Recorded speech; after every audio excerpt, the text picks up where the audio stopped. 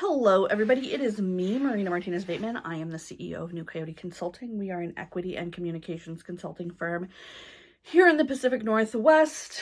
It is the Monday update on a Tuesday afternoon. I did not do a Monday update last week because I took Monday off to recover from Mother's Day. As many of you know, I had a very toxic, violent childhood.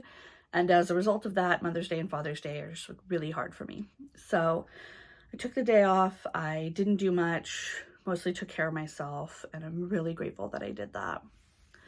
I've also just been in a considerable amount of physical pain lately. My various disorders and issues are really acting up. And that's really been putting a damper on my mood. It's really been putting a damper on what I can do outside of work. It's really kind of left me to this cycle where frequently I have enough energy to get my job done. I do my job and then I'm recovering after that. I'm still going out. I'm still doing things that I love, just a lot fewer and a lot slower. And they just take a lot out of me. So that's happening in the background. I also want to talk about this journey that I've been on, thinking about growth and talking about growth. One of the things that I sort of realized actually last night or the night before is people are asking me why are you getting hung up on this? They're not, when I talk to my friends and my colleagues, their perception of me and my work is that I've done so much and that I've built so much and overcome so much that they're like, why is this bothering you? You know how to do this. And one of my friends was like, you're obviously really angry at yourself for not doing this right, or not knowing exactly what to do in terms of growth and how to manage that. And I was like, I'm not angry. But then I was like, no, I am being really hard on myself about this growth situation and being really hard on myself about making sure that I do it right, making sure that I don't make a move without calculating it first, making sure that it's the right move, right? When that is not how I have made decisions in the past. I am a go with your gut kind of person, and I have had such a tumultuous relationship with my gut, y'all. Such a tumultuous relationship with my gut that I am I grew up in this environment where certain behaviors were okay to do. Certain horrible behaviors were just constantly normalized. And for the most part, as soon as I was able to be on my own, which was very early for me, I was on my own at 14, I was making other decisions.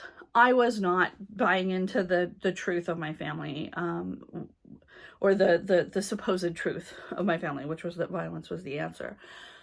And also,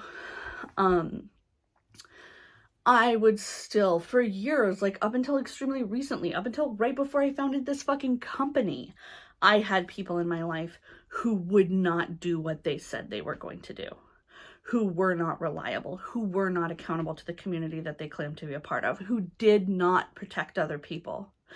And because I grew up in such an unsafe environment, I did not clock that when it was happening. I was not able to look around at my professional, it was almost always professional at that point, to look around at my professional circle and realize oh, by me staying and doing good work for toxic people, I am making it easier for them to continue to be toxic and harm other people.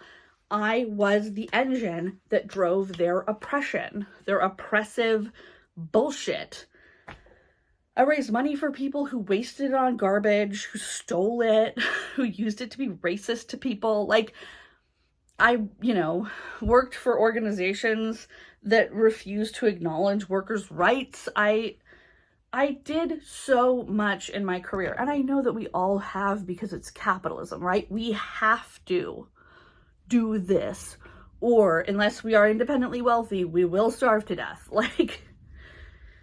I get that. And if another person were to come to me and say, I harmed people because I wanted to pay my rent and eat food, I would be like, yeah, that's kind of the point of this whole system, is that it makes us harm each other or else we starve to death in the street. And I would have so much compassion for that person. And when it comes to me, I am so hard on this person. I am so mean about the ways that I have failed my own to live by my principles and to do the work that I feel called to do in the world. And as a result of that lack of compassion for past selves, I'm having a hard time making decisions now because I am characterizing myself as a person who makes bad decisions, as a person whose decisions harm others, as a person who does not and will not protect others, which is not true. I have made a lot of choices and a lot of changes, and I've lost a lot in order to know that that's not true about myself, in order to whistleblow on people and turn them in and make sure that other people are protected to the extent that I can protect them from toxic, abusive bosses who don't value them or who put them in danger. Can I solve all of the problems of the world? No. Do I expect myself to? Absolutely yes. So I think that that's a good reminder when I'm worried about my decisions as I'm growing this company, that yeah, I made bad choices in the past. And from those bad choices, I learned to make better choices today. Does that mean I'm never going to make bad choices again? No. Does that mean that I have an internal practice of learning from my mistakes? Yes. I need to make mistakes in order to learn from them. And the other thing that I also hadn't considered is that up until very recently, if I had a problem, it was probably an existential problem. If I had a problem, it was probably going to lead to a loss of income, a loss of housing, a loss of access to food, safety, physical safety, emotional safety. But my life has changed so much in the last several years that now my problems are just problems. If I have a problem, am I going to be homeless about it? Probably not, honestly. Which is this is the first time I can say that with confidence about myself and my life. Like, is there still a way that that could happen to me? Absolutely, yes. I think we're all in that position in America or in the US. And also, it's the least likely it's ever been. And it is bonkers to be able to reframe that and be like, oh, if I fuck this up, I'll recover, just like I have all the other times. If I fuck this up, I know what to do first, second, third, fourth, fifth, you know?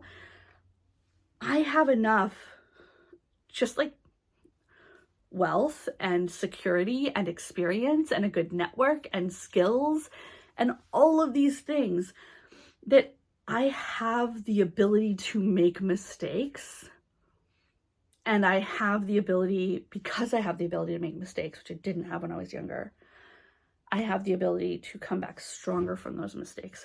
Like, when I look back on how much I grew and how much I learned and how much I knew, when I wasn't in a position to make mistakes, where every move had to be at least 80% right, or I was in so much trouble, the level of learning and growth that I'm going to get now that I'm in a position where I can fuck shit up, it's amazing, and I feel really great about it, and I feel so much grief about this person that is me, and also all of the other people who are in similar situations, how little room there is for us to be fallible in those situations, and how stupid that is. Just what a fucking waste it is to back people into this capitalist hellscape where one bad move and you're on the street. It's just, think of everything we're losing.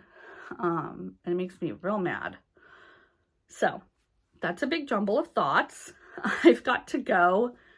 Please have a walk, have a lunch. Don't work for these motherfuckers for free. Please take care of yourself. See you later.